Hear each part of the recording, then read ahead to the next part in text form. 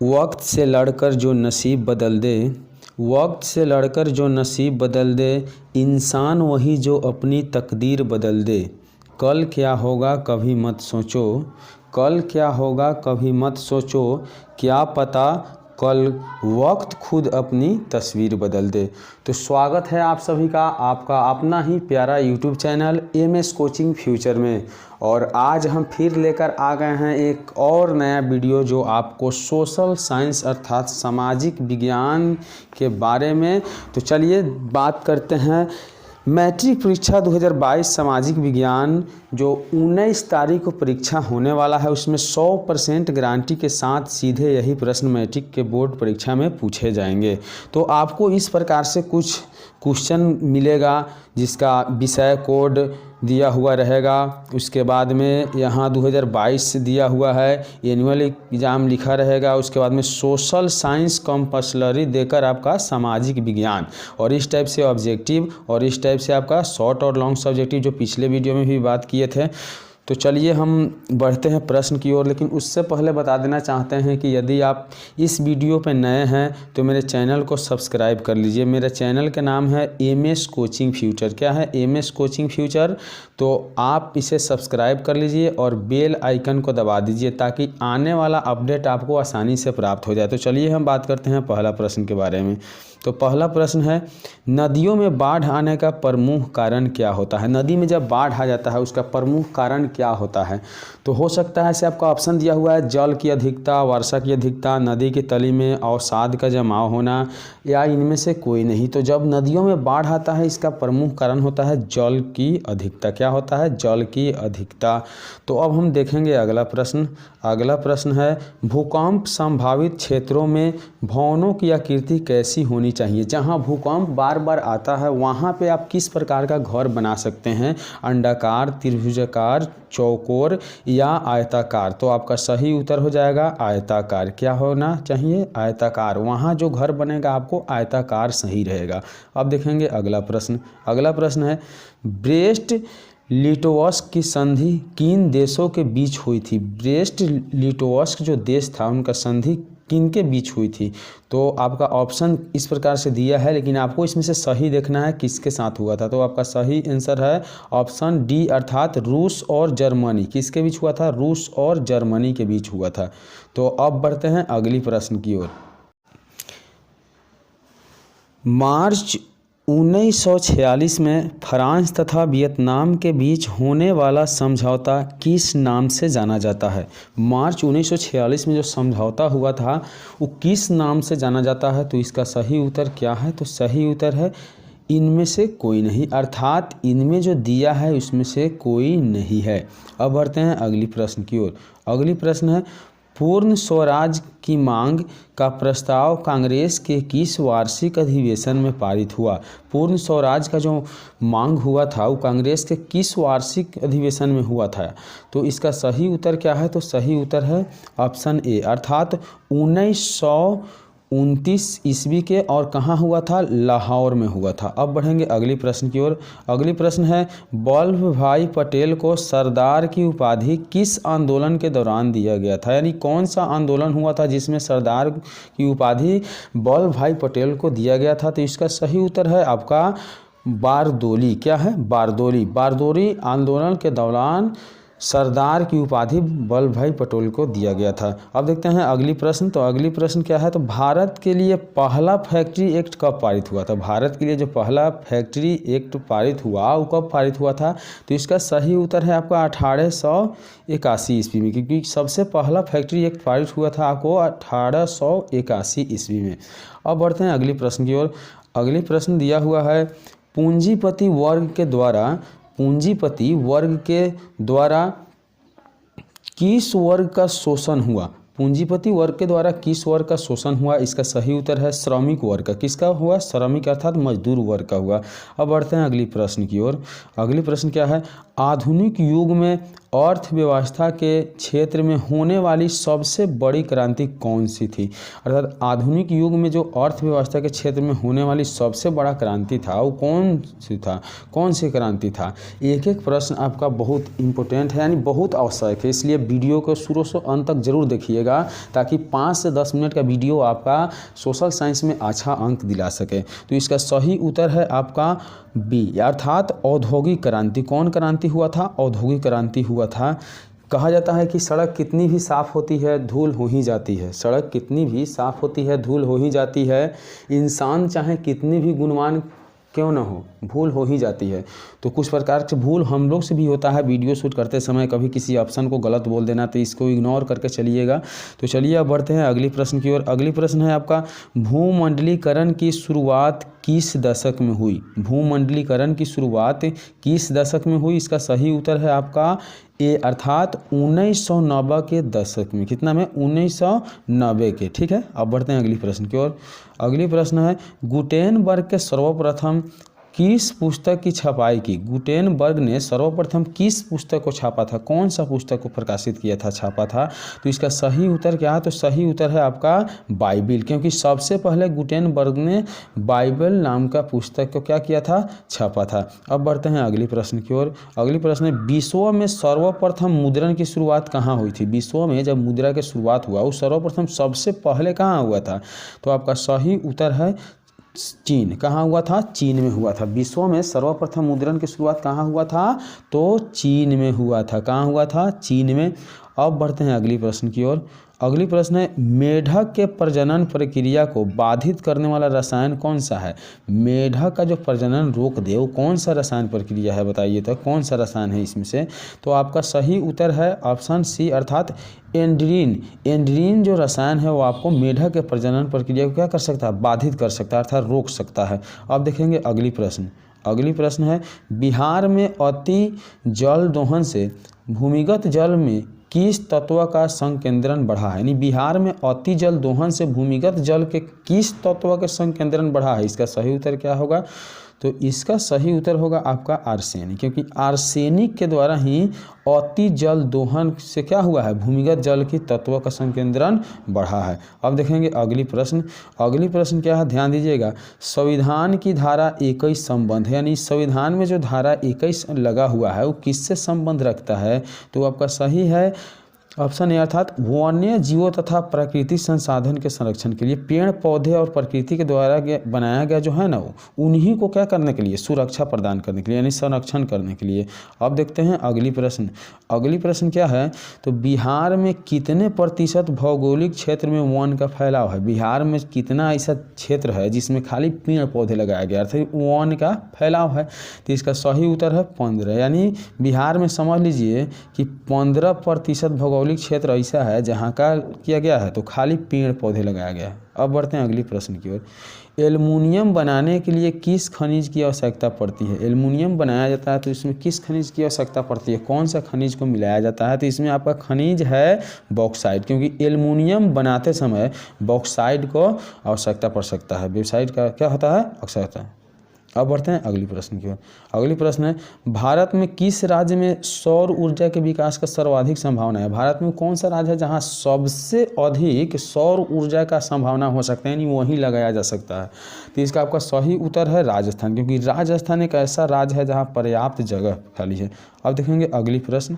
अगली प्रश्न है, निम्नलिखित में से कौन छोटे पैमाने का उद्योग है? निम्नलिखित में से कौन छोटे पैमाने का उद्योग है? तो इसमें सबसे छोटा उद्योग है आपका खिलौना, क्योंकि खिलौना बच्चे के लिए ही बनता है, इसलिए सबसे क्या होगा? छोटे पैमाने पर का उद्योग है। अब बढ़ते हैं अगली प्रश्न की ओर। अगली प्रश्न है, देश में कितने विशेष आर्थिक क्षेत्र विकसित है? देश में कितना विशेष आर्थिक क्षेत्र है जो विकसित कर दिया गया है अभी तक? तो इसका सही उत्तर है आपका ऑप्शन ए, अर्थात 10। कितना कर दिया गया है? 10। अब देखेंगे अगली प्रश्न। अगली प्रश्न है, बिहार की सीमा में रेल मार्ग की कुल लंबाई कितनी है? बिहार की जो सीमा है उसमें रेल मार्ग की कुल लंबाई कितना है? तो इसका सही उत्तर है आपका ऑप्शन ए, अर्थात 6283, यानी 6283 किलोमीटर कुल लंबाई है। ठीक है, अब देखते हैं अगली प्रश्न। अगली प्रश्न है, तौल चिन्ह की सहायता से किसी स्थान विशेष की मापी गई ऊंचाई को क्या कहा जाता है? ध्यान से सुनिएगा प्रश्न। तौल चिन्ह की सहायता से किसी स्थान विशेष की मापी गई ऊंचाई को क्या कहा जाता है? तो इसका सही उत्तर क्या होना चाहिए? तो सही उत्तर होना चाहिए विशेष ऊंचाई, यानी विशेष ऊंचाई ही जो है जो तौल चिन्ह की सहायता से क्या किया जाता है? मापा जाता है। अब बढ़ते हैं अगली प्रश्न की ओर। अगली प्रश्न है, बिहार में संपूर्ण क्रांति का नेतृत्व निम्नलिखित में से किसने किया था? बिहार में जब संपूर्ण क्रांति का नेतृत्व किया गया तो इसमें से कौन थे जो उसमें भाग लिए थे? भाग तो सब लिए थे, लेकिन कौन किया था? तो किए थे आपका ऑप्शन डी अर्थात जयप्रकाश नारायण। किसने किया था? जयप्रकाश नारायण। अब देखेंगे अगली प्रश्न। अगली प्रश्न है, नर्मदा घाटी परियोजना किन राज्यों से संबंधित है? नर्मदा जो घाटी परियोजना है इनमें से किन राज्यों से संबंधित है? तो आपका सही उत्तर क्या है? तो ध्यान से देखिएगा, तो आपका सही उत्तर है यहाँ ऑप्शन डी अर्थात गुजरात, महाराष्ट्र और क्या है? मध्य प्रदेश। गुजरात, महाराष्ट्र और मध्य प्रदेश। अब बढ़ेंगे अगली प्रश्न की ओर। तो अगली, निम्नलिखित में से किसे लोकतंत्र का प्राण माना जाता है? निम्नलिखित में से किसे लोकतंत्र का प्राण माना जाता है? ध्यान से सुनिएगा एक एक प्रश्न को। तो आपका सही उत्तर है ऑप्शन डी, यानी राजनीतिक दल। किसे माना जाता है? राजनीतिक दल को। अब बढ़ते हैं अगली प्रश्न की ओर। अगली प्रश्न है आपका, श्रीलंका के बहुसंख्यक यानी श्रीलंका के बहुसंख्यक समुदाय की भाषा है। श्रीलंका में बहुसंख्यक समुदाय की भाषा क्या है? तो इसका सही उत्तर है आपका ऑप्शन सी अर्थात सिंहली भाषा। कौन सा भाषा? सिंहली भाषा। अब बढ़ते हैं अगली प्रश्न की ओर। अगली प्रश्न है, एक अर्थव्यवस्था के किस क्षेत्र को सेवा क्षेत्र कहा जाता है? एक अर्थव्यवस्था के किस क्षेत्र को सेवा क्षेत्र कहा जाता है? तो इसका सही उत्तर है ऑप्शन सी अर्थात तृतीय क्षेत्र। क्या क्षेत्र है?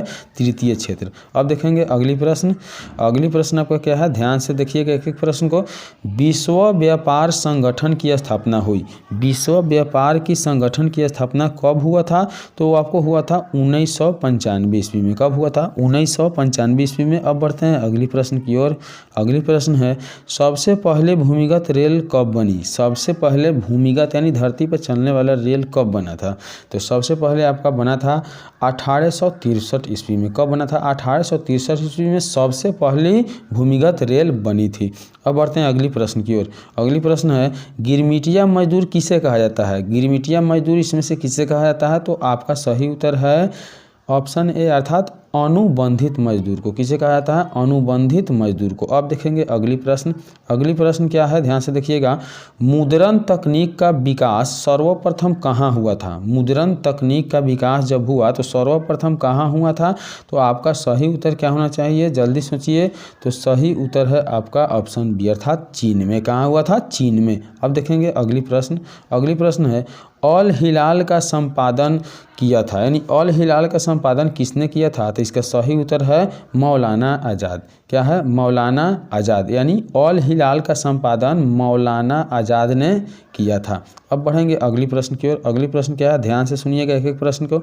रूसी क्रांति के समय वहाँ के शासक कौन थे? जब रूस में क्रांति हुआ था तो वहाँ के शासक कौन थे? इसका सही उत्तर क्या है?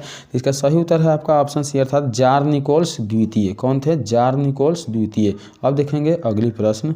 अगली प्रश्न है, सन 1870 में फ्रांस और पर्सा के बीच युद्ध कहाँ हुआ था? जब सन 1870 ईस्वी में फ्रांस और पर्सा के बीच युद्ध हुआ वो कहाँ हुआ था?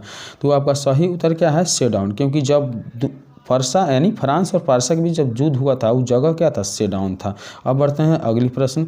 अगली प्रश्न क्या है? वार एंड पीस किसकी रचना है? वार एंड पीस किसके द्वारा रचित है? किसके द्वारा लिखा गया है? तो इसका सही उत्तर है ऑप्शन बी अर्थात टॉलस्टॉय। वार एंड पीस किसने लिखी थी? तो टॉलस्टॉय ने। अब बढ़ेंगे अगली प्रश्न की ओर। अगली प्रश्न क्या है? ध्यान से सुनिएगा, वियतनाम में टोकिन फ्री स्कूल की स्थापना कब हुई था? मतलब वियतनाम में टोकिन फ्री स्कूल की स्थापना कब हुई थी? इसका सही उत्तर क्या है? तो इसका सही उत्तर है ऑप्शन ए अर्थात 1907 ईस्वी में। कब हुआ था? 1907 ईस्वी में। अब बात करते हैं अगली प्रश्न के बारे में। अगली प्रश्न है, रामपा विद्रोह कब हुआ? रामपा विद्रोह कब हुआ था? तो रामपा विद्रोह आपका हुआ था 1916 ईस्वी में। कब हुआ था? 1916 ईस्वी में। अब बढ़ते हैं अगली प्रश्न की ओर। अगली प्रश्न है, जमशेदजी टाटा ने Tata iron and steel company की स्थापना कब की थी? यानी जमशेदजी टाटा के जब Tata iron and steel company का स्थापना हुआ था वो किस समय हुआ था, किस वर्ष हुआ था?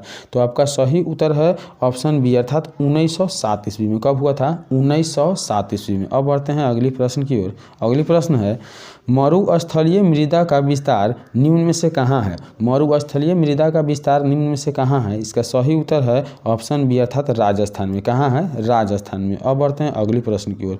अगली प्रश्न है, देश के बांधों को किसने भारत का मंदिर कहा था? देश के बांधों को किसने भारत का मंदिर कहा था? तो आपको कहे थे कौन? तो पंडित नेहरू ने। कौन कहे थे?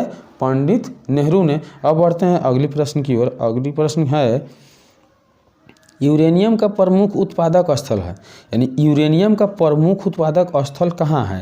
तो इसका सही उत्तर है ऑप्शन डी अर्थात जादूगोड़ा में। कहाँ है? जादूगोड़ा में। अब बढ़ते हैं अगली प्रश्न की ओर। अगली प्रश्न क्या है? ध्यान से सुनिएगा, एक एक प्रश्न बहुत ही महत्वपूर्ण है। किस फसल को उजला सोना कहा जाता है? किस फसल को उजला सोना कहा जाता है? तो इसमें सही उत्तर है बी अर्थात कपास को। किसे उजला सोना कहा जाता है? तो कपास को। अब देखेंगे अगली प्रश्न। अगली प्रश्न है, संसार के चावल उत्पादक देश में भारत का स्थान है। संसार में जब चावल का उत्पादन किया जाता है तो उसमें भारत किस स्थान पे आते हैं, किस नंबर पे आते हैं? तो भारत का स्थान जो है ना वो क्या है? दूसरा स्थान है। कितना स्थान है? दूसरा स्थान। अब बढ़ते हैं अगली प्रश्न की ओर। अगली प्रश्न है आपका, भारत के किन शहरों में मेट्रो रेल सेवा उपलब्ध है? भारत के कौन सा शहर है जहां मेट्रो रेल सेवा चलता है, यानी मेट्रो रेल चलता है? तो इसका सही उत्तर क्या है? ऑप्शन ए अर्थात कोलकाता और दिल्ली। कोलकाता और दिल्ली ऐसा शहर है जहां मेट्रो रेल सेवा उपलब्ध है। अब देखेंगे अगली प्रश्न क्या है। तो अगली प्रश्न आपका है, ध्यान से सुनिएगा, तो भारत की राष्ट्रीय पक्षी क्या है? देखिए इस प्रकार का प्रश्न पिछला परीक्षा में पूछा गया था। तो देखिए भारत का राष्ट्रीय पक्षी क्या है? तो भारत का राष्ट्रीय पक्षी आपका मयूर अर्थात मोर। ठीक है। अब बढ़ते हैं अगली प्रश्न की ओर। अगली प्रश्न क्या है, बाजार का स्वरूप विश्वव्यापी किस क्रांति के बाद हुआ? यानी बाजार का स्वरूप विश्वव्यापी किस क्रांति के बाद हुआ? तो इसका सही उत्तर है ऑप्शन ए अर्थात औद्योगिक क्रांति के। क्या हुआ? औद्योगिक क्रांति के बाद हुआ था। अब बढ़ते हैं अगली प्रश्न की ओर। अगली प्रश्न क्या है? तो अगली प्रश्न है आपका, कागज़ का आविष्कार किस देश में हुआ था? जब कागज़ बनाया गया था, पेपर बनाया गया था, वो सबसे पहले किस देश में बनाया गया था? तो सबसे पहले बनाया गया था आपको चीन में। कागज़ का आविष्कार कहाँ हुआ था? चीन देश में हुआ था। अब बढ़ते हैं अगली प्रश्न की ओर। अगली प्रश्न है, नेपोलियन संहिता किस वर्ष लागू की गई? नेपोलियन संहिता जब लागू किया गया उस साल कौन सा था? तो आपका साल था 1804 ईस्वी में। यानी नेपोलियन संहिता कब लागू हुआ था? 1804 ईस्वी में। अब बढ़ते हैं अगली प्रश्न की ओर। अगली प्रश्न है, भारत में सबसे बड़ा लौह अयस्क उत्पादन राज्य कौन है? भारत में सबसे बड़ा लौह अयस्क उत्पादन राज्य कौन सा है? तो इसका सही उत्तर क्या है? तो सही उत्तर है कर्नाटक। क्या है? कर्नाटक। अब देखते हैं अगली प्रश्न। अगली प्रश्न है, कपास उत्पादन के लिए उपयुक्त मिट्टी कौन सी है? यानी कपास के उत्पादन के लिए इसमें से कौन सा मिट्टी का उपयोग किया जाता है? तो इसका सही उत्तर क्या है? तो सही उत्तर है आपका काली मिट्टी। क्या है? काली मिट्टी का उपयोग किया जाता है कपास के उत्पादन के लिए। तो आशा करते हैं कि ये वीडियो आपको अच्छा लगा होगा। तो लाइक कमेंट शेयर कर दीजिए और चैनल को सब्सक्राइब करना नहीं भूलिएगा। फिर मिलते हैं अगली वीडियो में। Thank you.